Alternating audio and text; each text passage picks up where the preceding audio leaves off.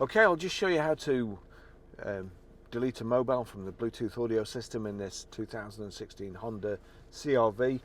So you've got phone, info, audio. You might think you need to go to phone, but go to settings, and then you've got phone, audio, Bluetooth, Wi-Fi.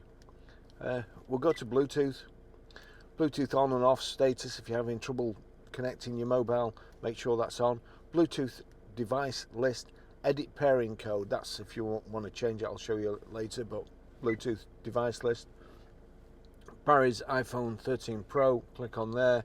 Edit device name, delete this device, delete. Do you want to delete this device?